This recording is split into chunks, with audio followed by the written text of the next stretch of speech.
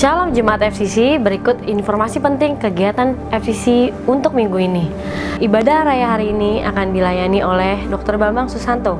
Untuk kegiatan FCC lainnya, tetaplah update setiap hari melalui seluruh media FCC Supermall.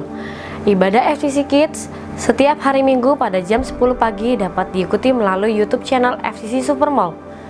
Ikutilah pertemuan online bersama saudara seiman melalui FCC Online Fellowship Night yang diadakan setiap hari Selasa jam 19.30 melalui Zoom. Pertemuan ini juga terbuka untuk umum. Bagi saudara yang belum mengikuti kegiatan ini, dapat mendaftar melalui nomor handphone official FCC di bawah ini. Shalom Jemaat FCC. Hari ini kita mau jelasin tata cara mengikuti meeting di Zoom. Berikut caranya.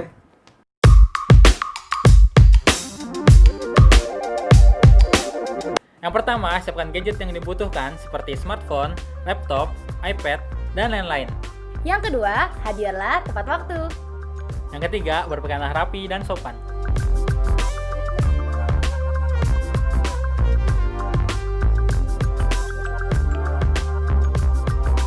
Yang keempat adalah, tampilkanlah wajah secara live, bukan foto atau gambar lain.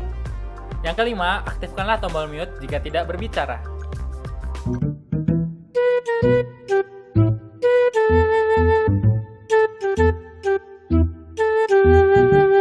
Yang keenam, bersikaplah sopan, posisi duduk yang terlihat dan tidak rebahan. Yang ketujuh, tidak menimbulkan kebisingan dan melakukan kegiatan lain yang dapat mengganggu pembicara dan peserta lainnya.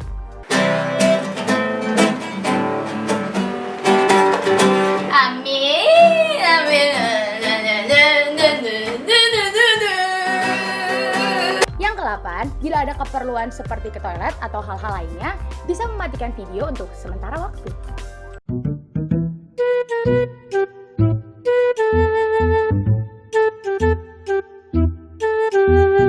Yang ke-9, jika ada perjamuan kudus, harap mempersiapkan diri sebelum meeting dimulai. Dengan ini, kita bisa saling menghargai Setiap pembicaraan dan narasumber. Terima kasih and God bless you. Bagi saudara yang rindu ingin menabur, saudara dapat memberikan persembahan dan persepuluhan dengan cara mentransfer nomor rekening di bawah ini. Bagi saudara yang membutuhkan dukungan doa atau konseling, dapat menghubungi nomor handphone official FCC di layar ini. Pastikan saudara sudah bergabung pada family cell yang terdekat dengan tempat tinggal saudara. Bagi saudara yang membutuhkan informasi tentang family cell terdekat dengan tempat tinggal saudara, saudara dapat menghubungi nomor handphone official yang tertera di layar ini. Mari kita siapkan hati kita untuk mengikuti ibadah online hari ini. Selamat beribadah, Tuhan Yesus memberkati.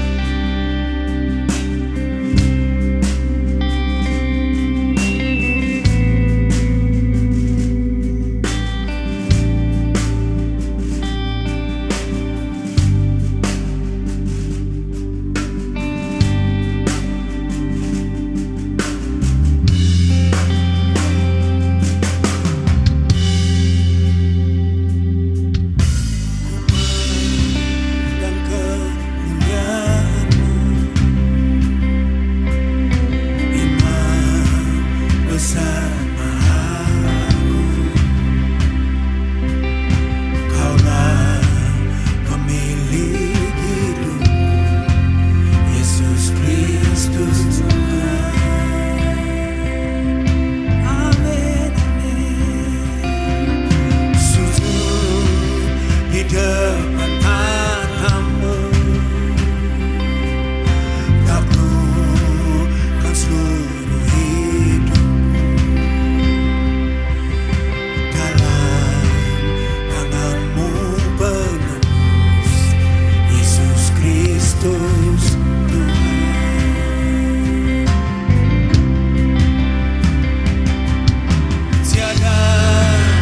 satu pun yang luput dari karya kasih-Mu yang mulia. Bagi-Mu segala pujian, hormat, kemuliaan.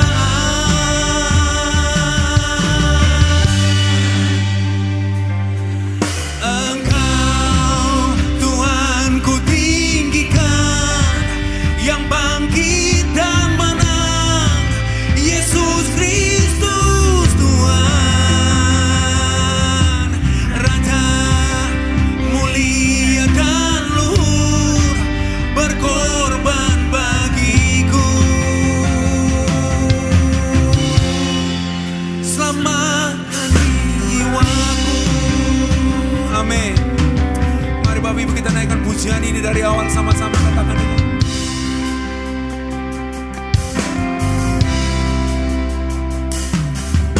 Ku pandang kemuliaan-Mu, Imam besar maha agung. Kaulah pemilik hidupku, Yesus Kristus Tuhan. Amin, amin, amin. Sujud di depan tahta-Mu, taklukkan seluruh hidupku. Dalam tangan-Mu penebus, Yesus Kristus Tuhan. Oh God, tiada satu pun yang luput dari karya kasih-Mu yang mulia. Bagi-Mu segala pujian, hormat, kemuliaan.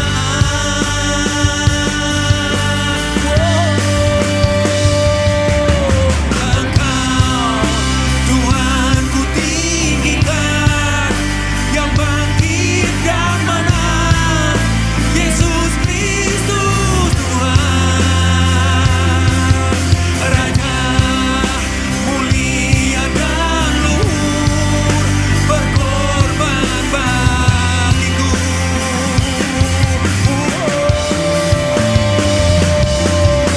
Maka jiwaku memuja, menyembah Sang Raja, Yesus Kristus Tuhan. Amin. Kekal sempurna kuasa-Mu, agunglah karya-Mu. Haleluya, haleluya, haleluya. Kau Tuhan ku tinggikan, yang bangkit dan menang, Yesus Kristus Tuhan, Raja mulia dan luhur, berkorban bagiku. Amin, amin, amin, amin. Maka jiwaku memuja, menyembah Sang Raja, Yesus Kristus Tuhan. Kekal sempurna kuasa-Mu, agunglah karya-Mu. Yesus Kristus Tuhan. Oh haleluya. Yesus Kristus Tuhan, Yesus Kristus Raja, Yesus Kristus Tuhan. Kami tinggikan, kami muliakan, kami agungkan, kami tinggikan nama-Mu, Yesus Kristus Tuhan. Kami muliakan nama-Mu. Haleluya Lord.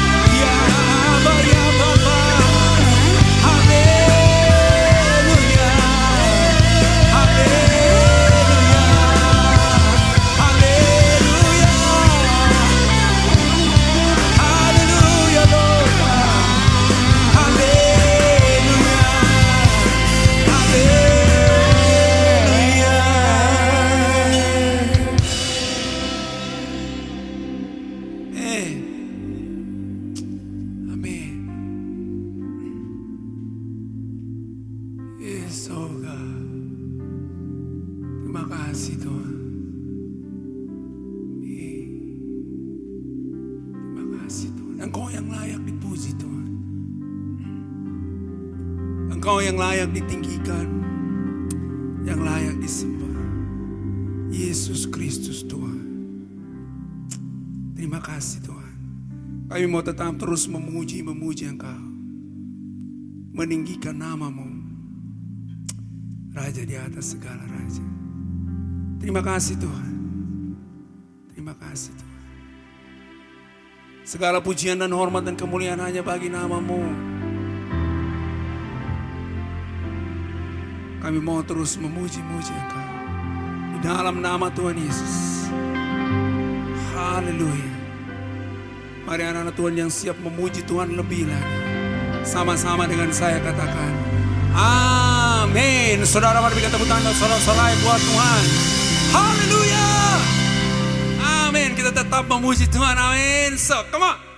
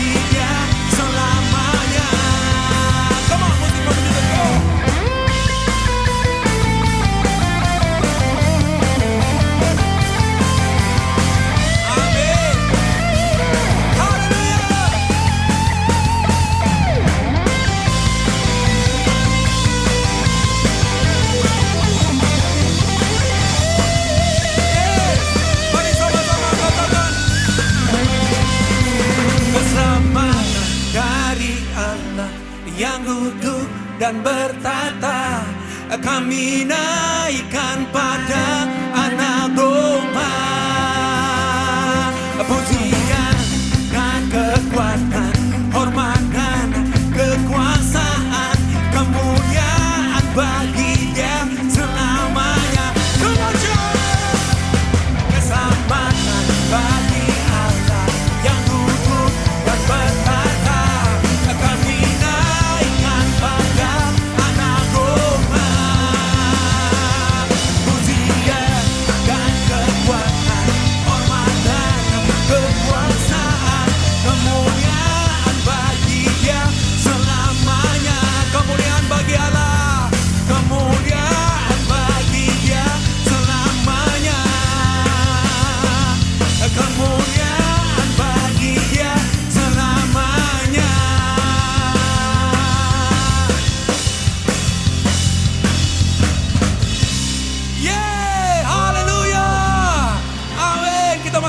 memuji Tuhan, amin.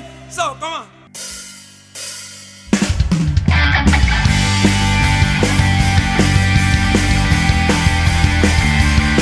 Haleluya.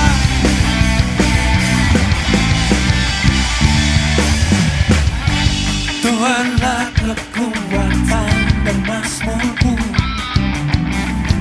Dia gunung batu dan keselamatanku, amin. Hanya padamu hatiku percaya, Kaulah menara dan kota perlindungan. Ku mau selalu bersyukur sebab cintamu padaku takkan pernah berubah. Hatiku percaya walaupun bergoncang gunung-gunung beranjak, namun kasih setiamu tak pergi dariku. Mari kita naikkan pujian ini di depan sekali lagi sama-sama.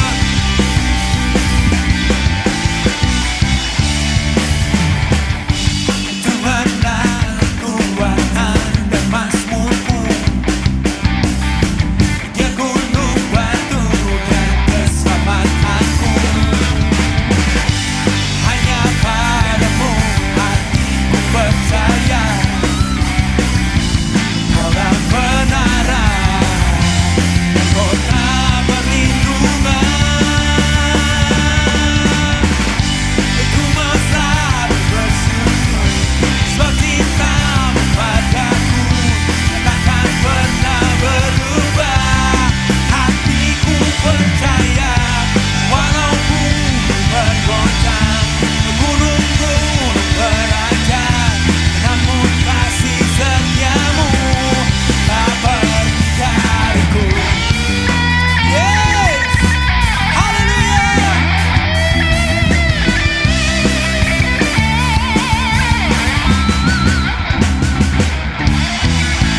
Ku mau selalu bersyukur sebab cintamu padaku takkan pernah berubah. Hatiku percaya walaupun bergoncang gunung-gunung beranjak, namun kasih setiamu tak pergi dariku. Ku mau selalu bersyukur sebab cintamu padaku takkan pernah berubah. Hatiku percaya walaupun bergoncang gunung-gunung beranjak, namun kasih setiamu tak pergi dariku. Kasih setiamu tak pergi dariku. Kasih setiamu tak pergi dariku.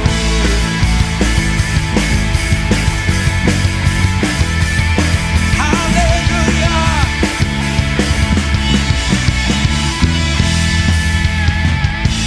Amin. Amin, amin, amin, amin, amin, amin. Amin. Yes. Mari Bapak Ibu Saudara yang kekasih dalam Tuhan Yesus, siapkan hatimu untuk kebenaran firman Tuhan. Kita naikkan pujian ini sama-sama.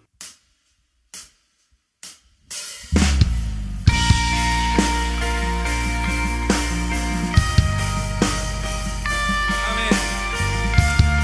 Yes, so good. Oh, haleluya.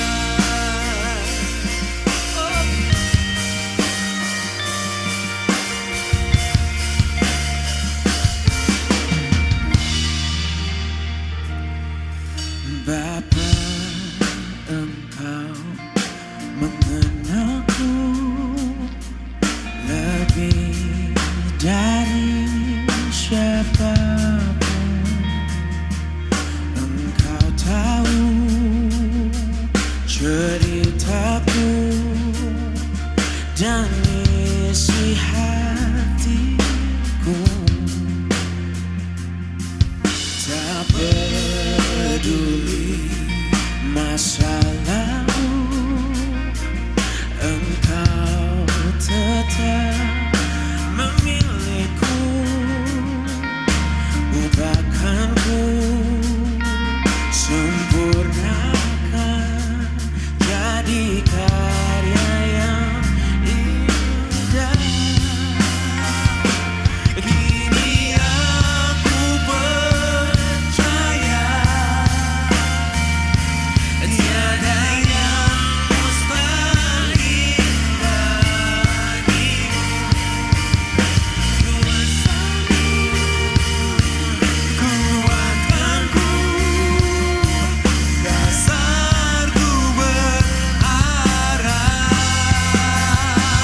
Oh, haleluya, Lord.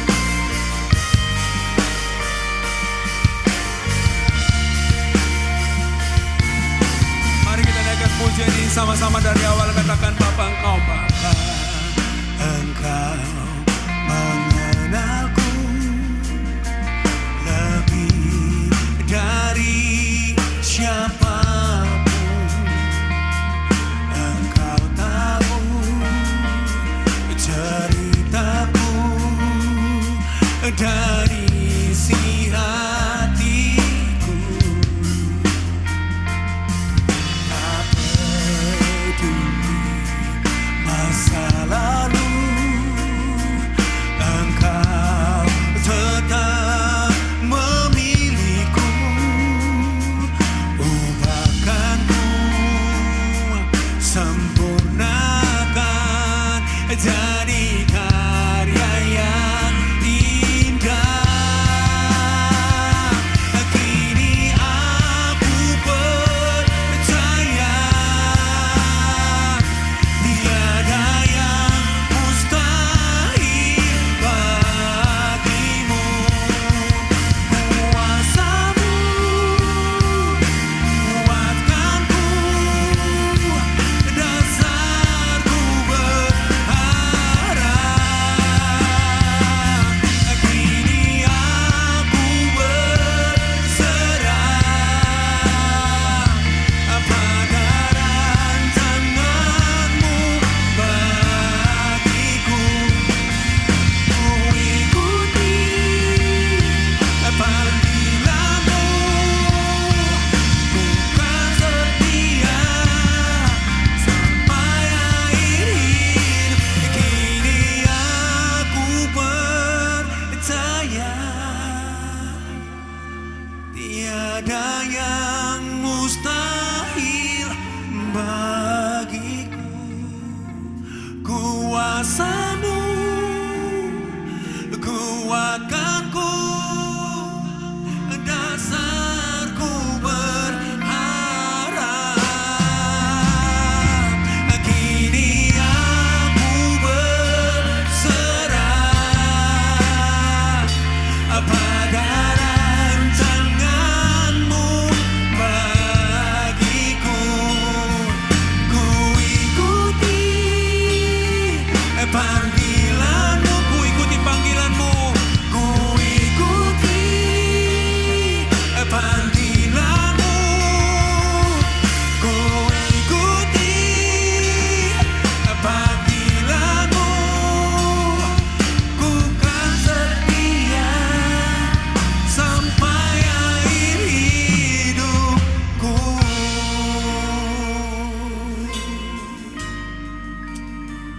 Hallelujah, hallelujah, Lord. Hallelujah,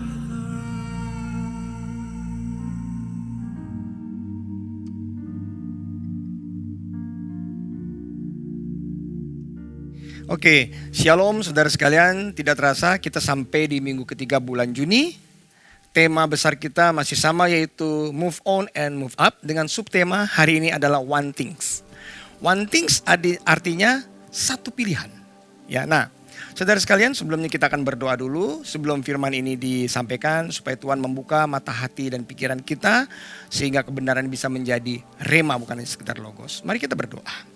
Bapa, di dalam nama Tuhan Yesus, urapi hamba-Mu dan setiap pendengar yang ada dimanapun berada, sehingga kami dapat mengerti Tuhan apa yang menjadi isi hati-Mu pada pagi hari ini.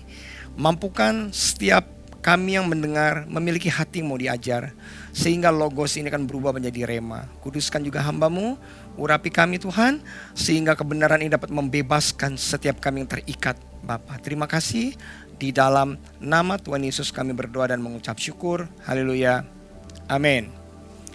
Oke saudara, sebelumnya langsung saja kita akan membaca firman Tuhan kali ini. Ada sebuah kisah yang sangat menarik. Nah, kita akan mencoba membahas dari sudut yang berbeda, ya. Sebuah kisah mengenai bagaimana seseorang yang di dalam hidupnya memilih yang terbaik, sehingga pilihan itu akan membuat orang ini berkenan di hadapan Tuhan, dan bukan hanya itu, bahkan apa yang dia lakukannya diingat oleh seluruh dunia. Nah, kita akan membaca dulu di dalam Lukas yang ke-10 ayat 38 sampai 48. Nanti saudara akan mengerti mengapa tema khotbah kita berjudul one thing, satu hal. The only one thing, hanya satu hal yang terpenting yang harus saudara pilih dalam hidup ini supaya kita berhasil. Nah, Lukas ke-10 ayat 38 sampai 48 berkata, ketika Yesus dan murid-muridnya dalam perjalanan, tibalah ia di sebuah kampung. Seorang perempuan yang bernama Marta menerima dia di rumahnya. Perempuan itu mempunyai seorang saudara yang bernama Maria. Maria ini duduk dekat kaki Tuhan dan terus mendengarkan perkataannya. Sedang Marta sibuk sekali melayani. Ia mendekati Yesus dan berkata, Tuhan, tidakkah engkau peduli bahwa saudaraku membiarkan aku melayani seorang diri? Suruhlah dia membantu aku. Tetapi Tuhan menjawabnya, Marta, Marta, engkau khawatir dan menyusahkan diri dengan banyak perkara, tetapi hanya satu saja yang perlu. Maria telah memilih bagian yang terbaik yang tidak akan diambil daripadanya. Nah saudara sekalian, di dalam kisah ini unik sekali ya. Biasanya ketika Yesus ada di satu tempat, ya dia berbicara, maka fokus setiap orang itu akan mendengar kebenaran firman Tuhan yang dia sampaikan. Yesus selalu berbicara mengenai kerajaan surga. Nah, tetapi kali ini justru fokus Yesus bukan dengan isi perkataannya, tetapi dengan situasi yang ada. Suatu hari Yesus dari sebuah tempat, kemudian dia tiba di sebuah kota yang bernama Betani. Kelak saudara akan mengerti bahwa Lazarus, Maria dan Marta tinggal di sebuah kota yang bernama Betani. Nah, menurut sejarah Betani itu sebetulnya bukan tempat yang bagus, tetapi tempat di mana banyak orang yang hidupnya kekurangan atau kumuh itu tinggal di daerah tersebut. Nah, setiap kali Yesus pergi dari satu tempat ke tempat lain, dan ketika dia melewati tempat ini, dia selalu mampir ke sebuah rumah, tempat di mana Lazarus, Marta, dan Maria itu tinggal. Nah, kali ini Marta yang mengundang Yesus menerima dia di rumahnya. Nah, kemudian ketika Marta mengundang Yesus di rumahnya, dia sibuk dengan pekerjaannya, sedangkan Maria duduk di bawah kaki Yesus. Nah, kemudian Marta komplain kepada Yesus bahwa mengapa Tuhan Yesus membiarkan Marta tidak membantu dia. Nah, Marta berpikir bahwa dia dibela oleh Yesus karena kesibukannya menyiapkan makanan dan menyiapkan kebutuhan-kebutuhan Yesus. Tetapi Yesus berkata, ya, saudara perhatikan, Marta, Marta, engkau khawatir dan menyusahkan diri dengan banyak perkara, tetapi hanya satu saja. Nah, tema khotbah kita dalam bahasa Inggrisnya only one thing dikatakan, yang perlu. Maria telah memilih bagian yang terbaik yang tidak akan diambil daripadanya. Nah, saudara sekalian, kehidupan manusia itu penuh dengan pilihan. Ya, bahkan ketika kita bangun pagi, kita sudah dihadapkan dengan pilihan. Kita mau mandi atau gosok gigi, atau kita mau baca koran, atau kita mau olahraga dan lain-lain. Kalau kita mau gosok gigi, kita bisa pilih gosok gigi pakai odol atau pakai roti. Atau kita mau melakukan hal-hal lain. Atau kita mau mandi. Oke, kalau kita mau mandi, kita bisa pilih pakai air panas atau air dingin kalau memang di rumah ada air panas dingin. Dan selanjutnya seterusnya. Setelah selesai mandi, saudara bisa memutuskan mau pergi bekerja atau mau tetap di rumah. Atau setelah memutuskan mau pergi bekerja, mau naik apa? Naik mobil sendiri atau saudara mau naik bis dan lain-lain. Hidup itu penuh dengan pilihan. Nah, setiap pilihan yang saudara dan saya ambil itu selalu membawa kita ke tempat either kita suka atau tidak. Oleh karena itu, hati-hati dengan pilihan kita karena setiap pilihan selalu mengandung konsekuensi. Nah, kita lihat ya di dalam firman Tuhan kali ini saya mau membahas bagaimana Maria mengerti. Ketika Yesus hadir di rumahnya, dia tahu, dia memilih untuk diam di bawah kaki Yesus dan mendengarkan Yesus berkata-kata. Nah, uniknya di cerita ini tidak dijelaskan isi cerita tentang Yesus itu apa.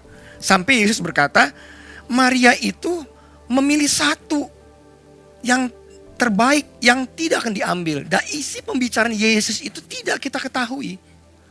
Kita coba nanti bahas sebetulnya apa yang Yesus sampaikan ketika itu. Sehingga Marta kehilangan yang terbaik.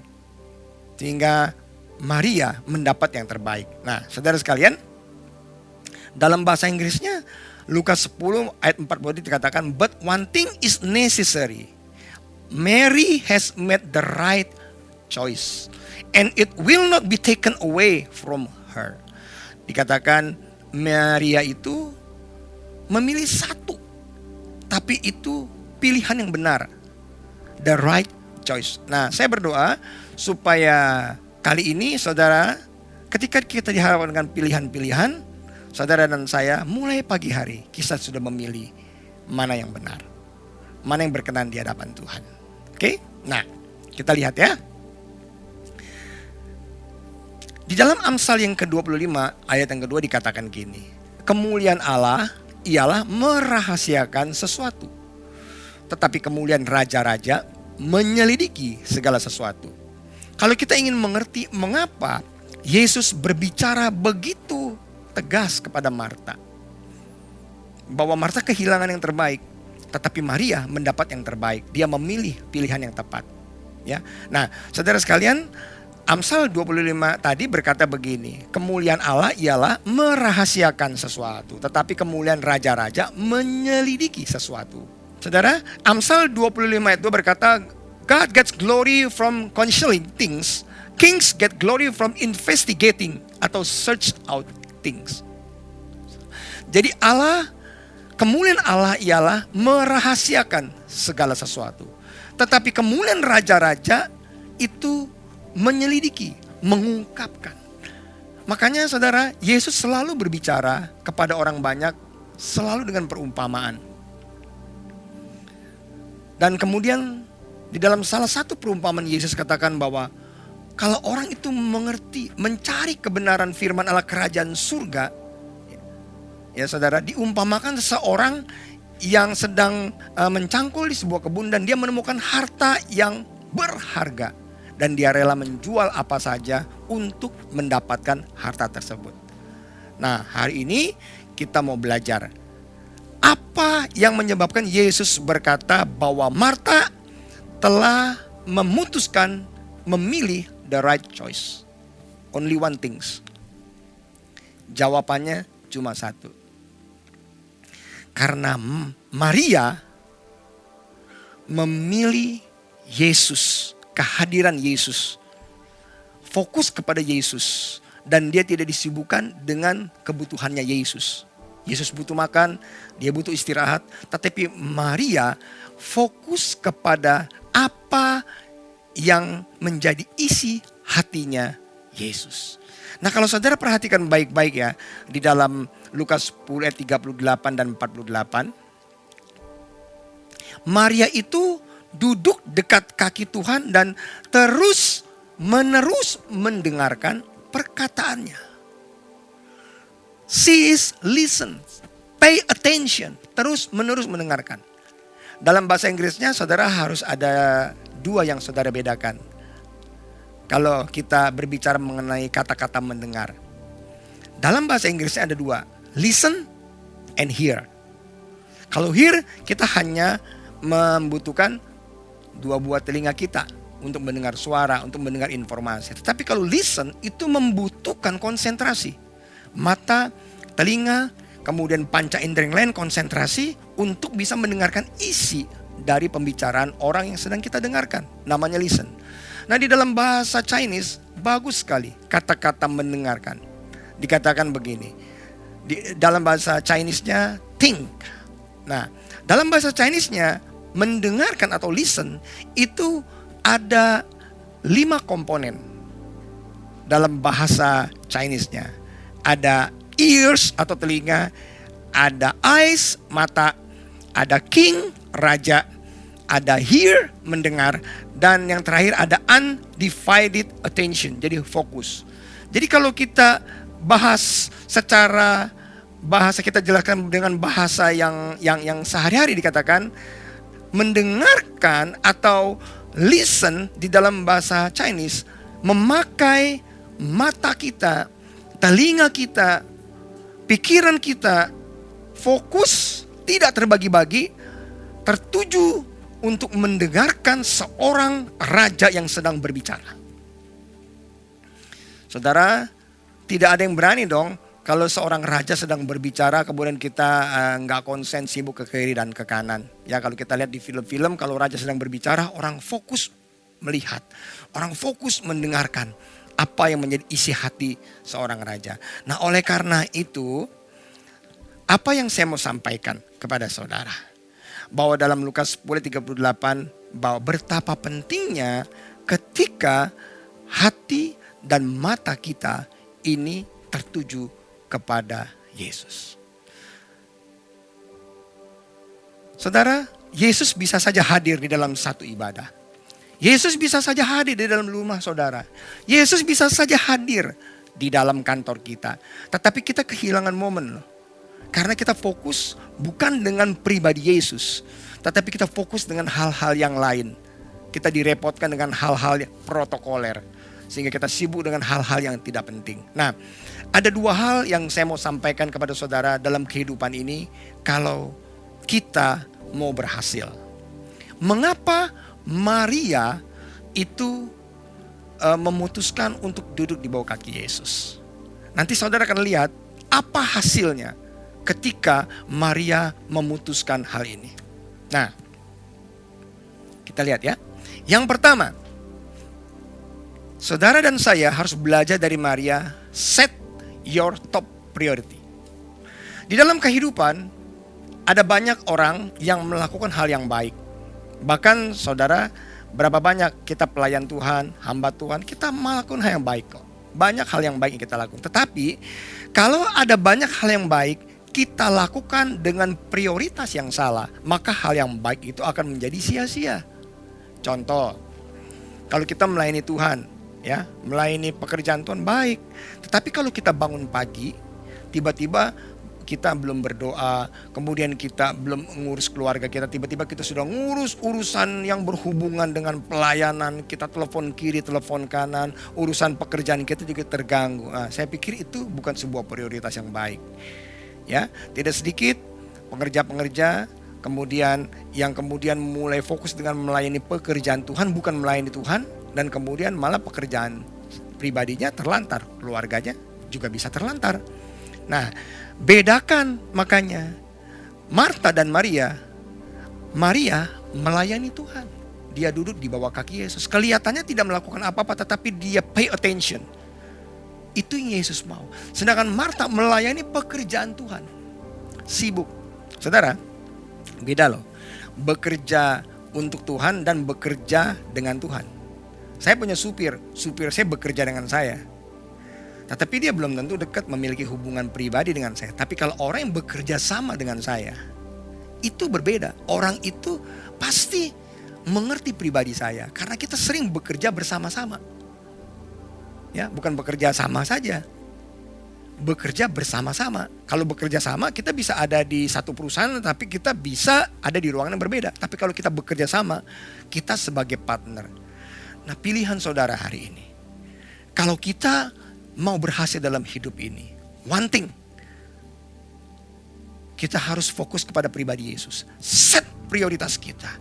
Set hati dan pikiran kita untuk mengerti apa yang ada di isi hatinya Tuhan. Apa yang menjadi concernnya Tuhan buat kehidupan kita. Nah, Musa di dalam Mazmur 137 berkata begini. Ya. Ia telah memperkenalkan jalan-jalannya kepada Musa. Perbuatan-perbuatannya kepada orang Israel.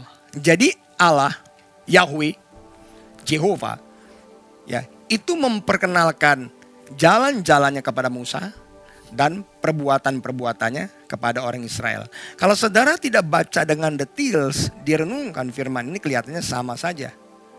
Tapi dalam bahasa Inggrisnya, saudara perhatikan ya, Mazmur 137.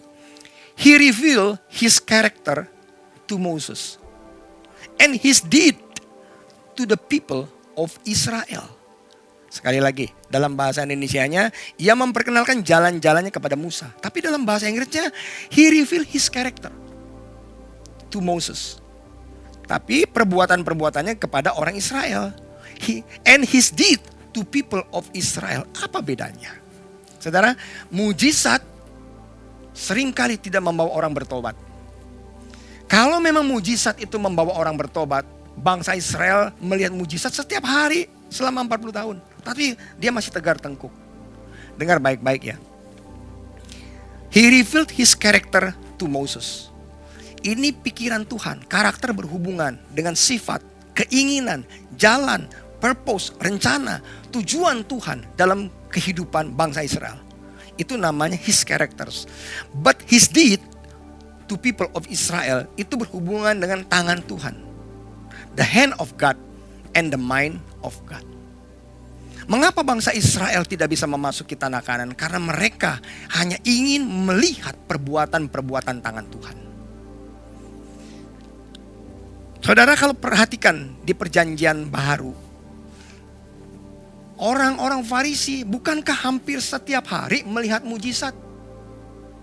Yesus menyembuhkan orang buta, membangkitkan orang mati, kemudian menyembuhkan orang lumpuh. Mungkin ada ratusan mujizat yang tidak tertulis. Tetapi kenapa mereka tidak percaya? Karena mereka tidak pernah mau memahami jalan pikiran Tuhan.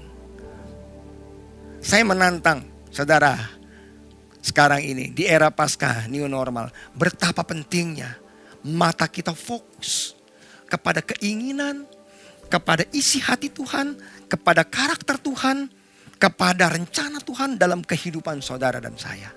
Jangan disibukkan dengan protokoler. Melayani pekerjaan Tuhan bagus. Ya, saya setiap pagi men-set prioritas saya. My top priority. Ya, prioritas utama saya bangun pagi sendiri dulu. Mungkin sekitar jam 4, jam 5. Saya sudah duduk diam di bawah kaki Tuhan. Untuk mencari hadirat Tuhan.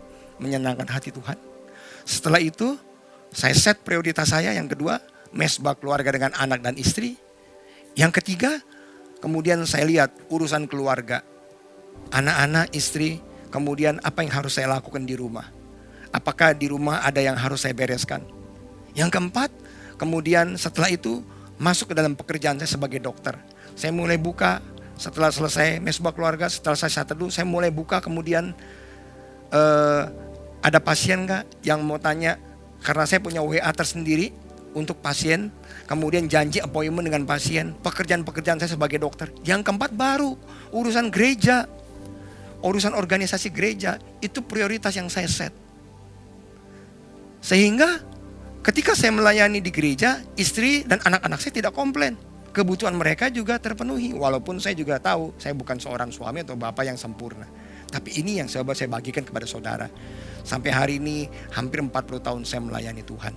Dan saya mengucap syukur. Tuhan memberkati keluarga kami luar biasa. Anak-anak kami lulus dari 3 anak. Sekolah dokter 2 lulusan terbaik. Dan sekarang yang ketiga David akan lulus tahun depan. Dan saya bersyukur ketika mereka ada di masyarakat. Mereka juga menjadi anak-anak yang luar biasa. Yang diberkati di dalam pekerjaannya. Dan saya merasa bahwa itu kasih karunia. Pekerjaan saya juga Tuhan berkati. Klinik saya juga Tuhan berkati. Jadi Tuhan juga senang kok melihat kehidupan kita berhasil. Makanya prioritas itu saudara dan saya harus set baik-baik ya. Bukan berarti saya tidak ada masalah saudara. Banyak masalah. Tetapi ketika kita mengutamakan mata kita tertuju kepada Tuhan. Maka saudara akan kuat. Beda loh di dalam menghadapi masalah. Dulu ketika saya belum mengerti kebenaran ini, ketika ada masalah terjadi, saya selalu berdoa begini kepada Tuhan. Tuhan, kalau bisa angkat masalah ini. Angkat masalah ini. Saya nggak kuat Tuhan jadi gembala. Cukuplah jadi dokter, ngurus pasien, ngurus rumah sakit, ngurus klinik, ngurus keluarga. Tetapi setelah saya mengerti kebenaran firman Tuhan, setiap kali masalah ada, saya berkata, Tuhan, jangan angkat masalah yang terjadi, tetapi berikan kekuatan kepada hamba-Mu untuk melewati masalah ini. Karena masalah adalah satu-satunya cara untuk bisa melihat kemuliaan Tuhan terjadi dalam kehidupan saudara dan saya. Masalah adalah satu-satunya cara untuk membuat kita lebih dewasa dan naik kelas. Yang pertama, set prioritasmu. Yang kedua, yang terakhir, saudara, understanding momentum. Maria mengerti benar. Ketika Yesus ada di dalam rumahnya, dia memanfaatkan keberadaan Yesus untuk mendengarkan cerita, mendengarkan isi hati Tuhan. Siapa itu Yesus? Mengapa dia ada di dunia? Apa yang akan terjadi dengan dirinya? Bagaimana selanjutnya? Maria mendengarkan kisah tentang Yesus dengan begitu luar biasa, saudara. Saudara, ada banyak orang yang menghadapi momen, tetapi sedikit orang yang merubah momen menjadi momentum. Apa bedanya momen dan momentum? Momen adalah event atau kejadian. Tetapi momentum sebuah kejadian yang membuat saudara dan saya akan mengalami perubahan dalam kehidupan kita. Di dalam bahasa rohaninya, God encounters. Perjumpaan kita dengan Tuhan. Saudara kalau lihat di kisah-kisah Alkitab ya, semua tokoh-tokoh Alkitab selalu memanfaatkan momentum yang ada. Dan ketika mereka memanfaatkan momentum yang ada, mereka berjumpa dengan Tuhan, hidup mereka berubah. Itu yang disebut dengan divine meeting place. Contoh, Musa hidupnya berubah sama sekali ketika dia berhadapan dengan Tuhan, Yahweh, itu di semak belukar. Yusuf hidupnya berubah. Kapan hidupnya berubah Yusuf? Ketika dia diproses, saudara. Kemudian dan momentumnya itu ketika dia bisa menerjemahkan mimpi dari Firaun. Momentum itu waktunya sedikit. Tetapi kalau kita memanfaatkan itu akan merubah sisa hidup kita. Kita sebut, bisa juga disebut sebagai prime time. Daud, kapan momentumnya? Ketika dia mengalahkan Goliat. Sementara orang-orang yang ketakutan, tetapi Daud berkata, hai orang Filistin yang tidak bersunat, hari ini juga aku akan menyerahkan engkau, kepalamu kepada burung-burung di udara. Daud mengerti, dia pintar memanfaatkan momentum. Saudara, Daniel ketika dia di Gua Singa, momentum itu kejadiannya cuma sebentar loh. Tetapi kejadian yang sebentar ini kalau saudara manfaatkan dan saudara berjumpa dengan Tuhan, maka hidupmu akan berubah. God encounters. Divine meeting appointment. Divine place. Tempat di mana saudara berjumpa dengan Tuhan secara pribadi. Maria, ketika itu dia berjumpa dengan Yesus, maka hidupnya berubah total. Saudara, saya berdoa, ketika saudara mendengarkan kebenaran firman Allah, inilah saatnya divine meeting appointment. Ya, beberapa minggu yang lalu saya cerita mengenai Saul diangkat menjadi raja. Saul tidak tahu bahwa hari itu dia akan diurapi menjadi raja. Tetapi Tuhan sudah men-set semua peristiwa. Dia diharuskan, disuruh oleh bapaknya mencari keledai yang hilang.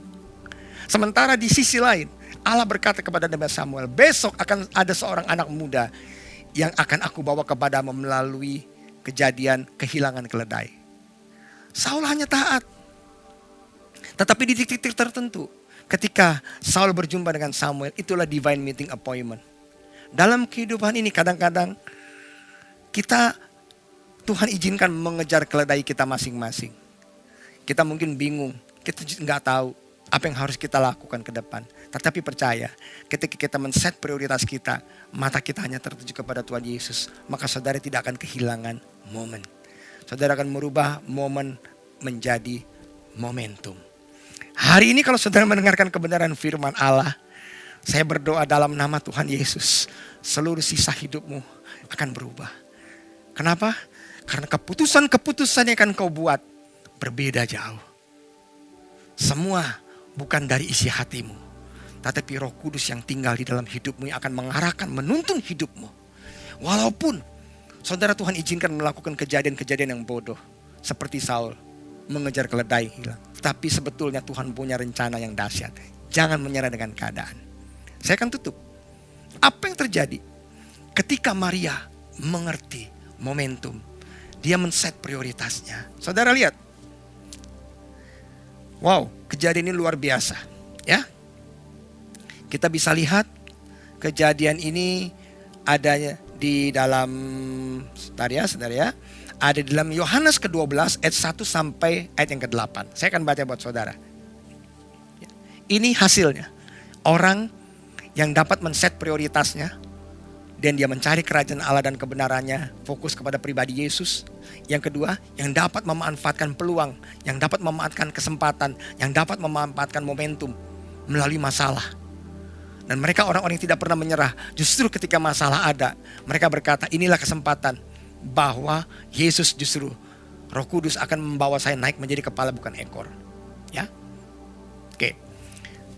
Yohanes 12 ayat 1 sampai 8 berkata gini, 6 hari sebelum Paskah Yesus datang ke Betania. Sekali lagi nih, tempat tinggal Lazarus yang dibangkitkan Yesus di antara orang mati. Yesus senang loh ke sini. Saudara tahu kenapa Yesus senang?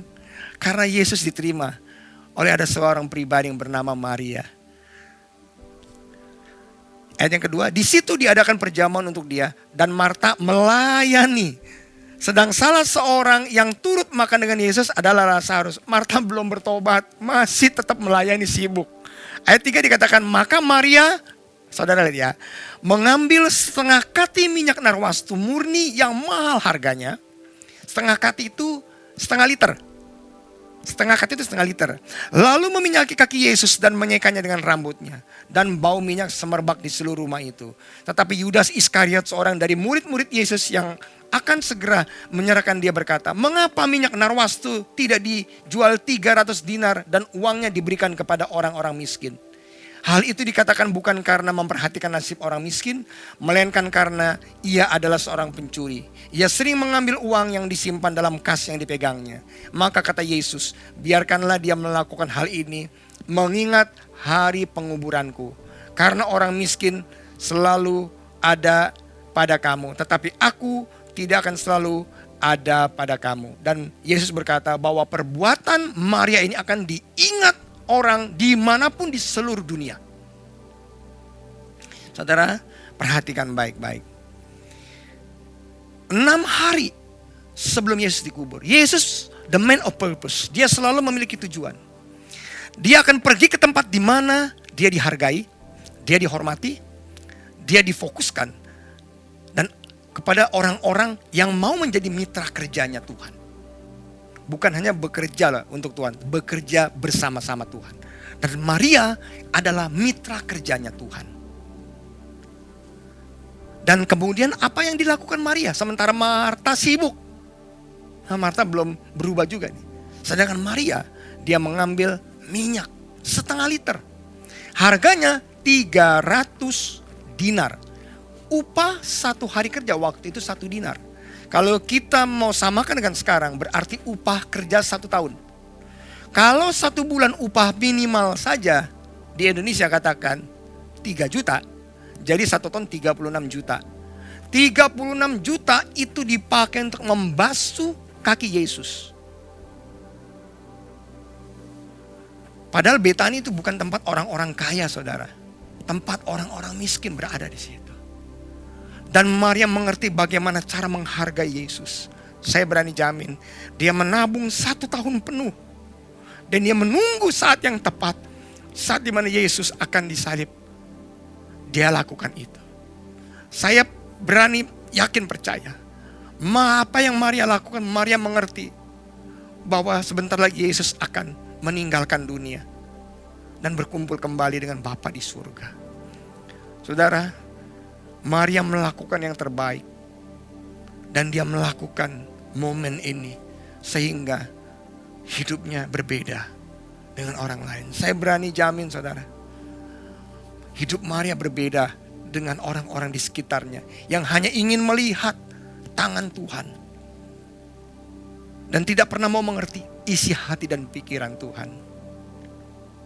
Hari ini saya tantang saudara one thing. Yakinkan saudara memilih pilihan yang benar. Fokuskan hati dan pikiran kita kepada Yesus, bukan kepada virus yang sedang ada di tempat ini. Fokuskan hati dan pikiran kita kepada Yesus, bukan kepada masalah ekonomi, bukan masalah resesi yang ada. Saudara, ketika saudara fokuskan hatimu kepada Yesus, maka saya berani jamin dalam nama Yesus hidupmu berubah. Apapun masalah yang sedang kau hadapi, Yesuslah jalan dan kebenaran dan hidup. Dialah pintu. Yesus jalan, berarti Yesus adalah akses. Dia jawaban. Saya mau berdoa saudara, apapun yang saudara alami hari-hari ini, set prioritasmu. Duduk diam di bawah kaki Yesus. Nantikan dia. Dengarkan apa yang dia sampaikan melalui Roh Kudus dalam hidup saudara. Baca firman Tuhan. Yang kedua, manfaatkan peluang, momentum yang ada di sekitarmu. Jangan takut berbuat salah. Jangan takut gagal. Manfaatkan ketika saudara berjumpa dengan Yesus. Ketika saudara berjumpa dengan Allah. Justru saudara akan diperhadapkan dengan banyak masalah. Kenapa? Untuk membuktikan keimanan kita. Untuk membuktikan bagaimana kita mengasihi Tuhan. Apakah kita tetap setia? Apakah kita tetap mau menjadi orang-orang yang berkenan di hadapan Tuhan?